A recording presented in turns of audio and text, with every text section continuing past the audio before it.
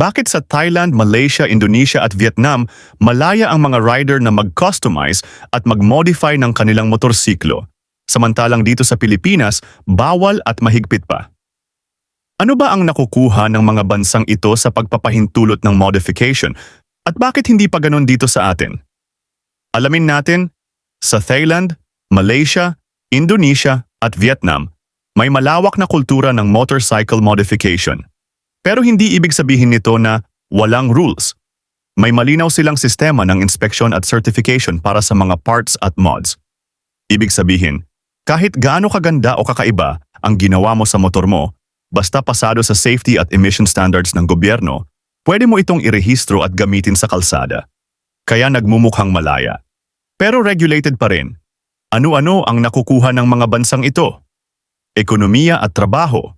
Lumalaki ang aftermarket industry, shops, mechanics, painters, at tuners. Talent development. Lumalabas ang creativity ng mga tao sa design, engineering at performance tuning. Tourism at events. May mga legal na car at bike shows, drag races, at competitions na nagdadala ng kita at dayuhan. Mas maayos na enforcement. Dahil may inspection at certification, alam ng gobyerno kung aling motor ang ligtas at aling hindi.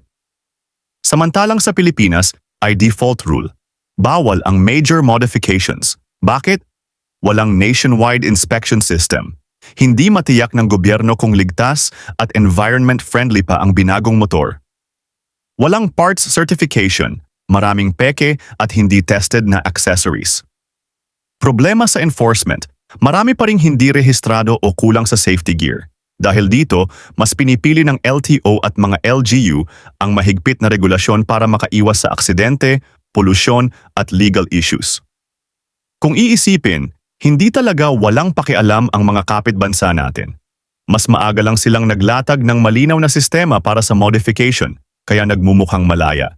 Pero ligtas at may kita ang gobyerno. Kung magagawa rin natin dito ang ganon, may inspection, may standards, may certification, posibleng maging mas malawak ang pagkakataon ng mga Pinoy na ilabas ang talento nila sa motorcycle customization nang hindi isinusugal ang kaligtasan at kapaligiran. Anong tingin mo?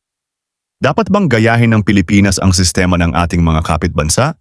I-comment mo sa baba at huwag kalimutang i-like at i-subscribe para sa mas maraming ganitong usapan.